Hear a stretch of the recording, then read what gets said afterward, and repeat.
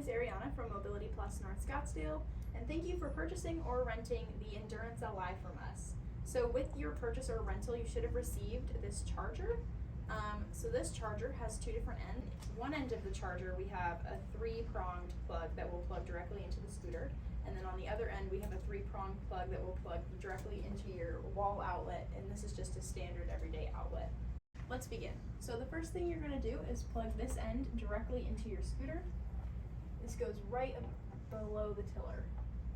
Next, you're going to plug in the wall side into the wall. It's just any standard outlet. If you want to charge just the battery box without the whole scooter, you can plug the scooter prong end directly into the battery box below here. This way you don't have to bring your scooter inside, and you can just bring the battery if you're tight on space or you're moving it from room to room. Something that's important to note about your scooter is your charging box. So on the top here we have a red light, and this just basically means that there's power going into the charging box. So we want this to be lit.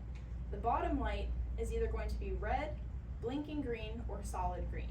If it's red, it means it needs a charge. If it's green, it means it's fully charged and ready to go. And if it's blinking green, that means it's doing a trickle charge. And a trickle charge just means it needs a little bit of topping off as far as energy goes. Lastly, it's important to note that you should not leave your scooter charging for more than overnight. This can expand the battery and cause a lot of problems and damage to the batteries, causing you to have to replace them more regularly. So just make sure that you charge your scooter only overnight, no longer, and unplug it in the morning, and you should be ready to go. We also recommend that you do this just once a week. If you use your scooter more often and it needs a charge, feel free to charge more than once a week. But if you are just letting your scooter sit or you haven't used it in a couple days, remember to charge it at least once a week overnight and no longer. Thanks for watching, and I hope you enjoy your scooter.